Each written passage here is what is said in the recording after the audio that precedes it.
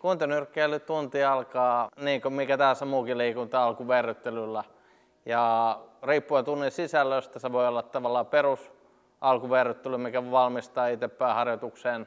Tai sitten se voi olla lajinomainen alkuharjoitus, millä saadaan sitten, kun meillä yleensä tunnit kestää tunti 15 minuuttia, niin saadaan enemmän niitä lajia mukaan, jos tehdään lajinomaista alkujumppaa, niin aika usein on myös lajia mukana alkuverryttelyssä.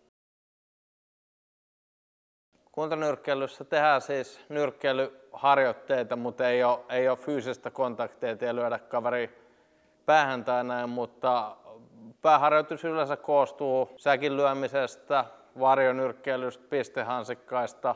Paljon tehdään pariharjoitteita, koska se on lajimuoto, missä ollaan parin kanssa, niin on luonnollista tehdä paljon pariharjoittelua, mutta turvallista ja hauskaa. Kuntonyrkkeily sopii oikeastaan melkein kaikille. Siis jos on perusterve ihminen, niin se sopii.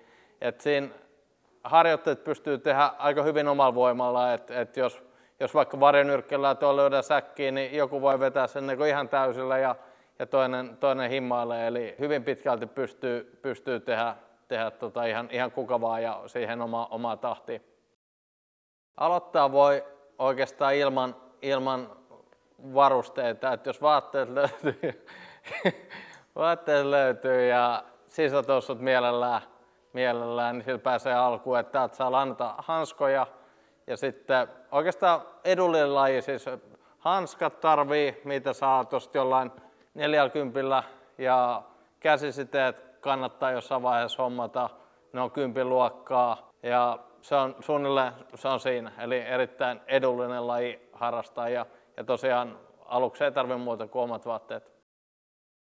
Harjoittelu on aika monipuolista, eli nyrkkeilyn lisäksi perinteisesti nyrkkeilyharjoituksiin kuuluu hyppynaru esimerkiksi ja sitten tehdään lihaskuntoa ja yleistä koordinaatiokykyä harjoittavia tennispalloa, pomputtelua ja muuta. Ja sitten on venyttelyt ja muut, mitä perusliikunnassa on, niin kyllä täällä oikeastaan tulee kaikenlaista.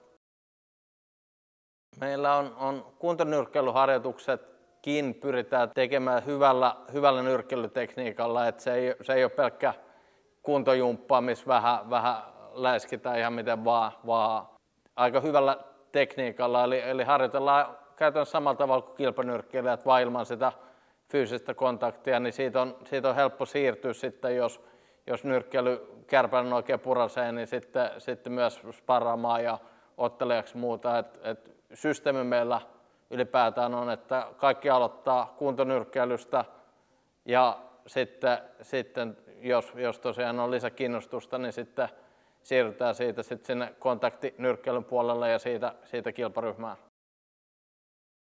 Aika rento tunnelma yleisesti täällä P-Town Boxingissa. Ehkä perinteisen nyrkkeilyshallilla on ehkä enemmän sellainen väkivaltainen meininki. Meillä on aika niin kuin rento meininki, mutta samaan aikaan ei ole myöskään, että myös harjoitellaan kunnolla ja siitä kertoo myös meidän niin kuin kilpamenestys ja muu. Mutta tosin menestys tulee myös sen niin kuin hyvinvoinnin kautta. Eli tavallaan hyvin rennolla mielellä, mutta silti harjoitellaan kunnolla. Nyrkkeilyssä aika hyvin ajatukset muualta, koska se vaatii aika äärimmäistä keskittymistä ja on vastustajan kanssa siinä, niin kotimurheet kyllä unohtuu hyvin helposti. Ja myös siitä, jos on hauskaa ja näin, näin.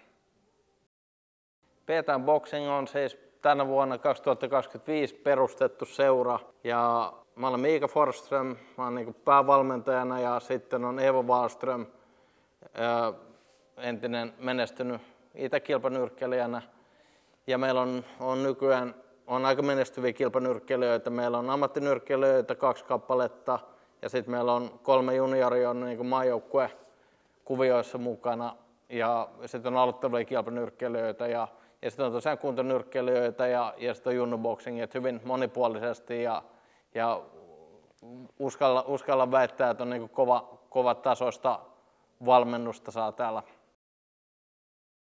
Meillä voi käydä vaan harjoittelemassa, käy treenaamassa kovaa, lähtee pois, mutta sitten on myös tällainen yhteisöllisyys on aika tärkeä juttu, että jos siihen on haluja, niin täällä todennäköisesti saa kavereita ja sellainen periaate on, että täällä saa sössiä.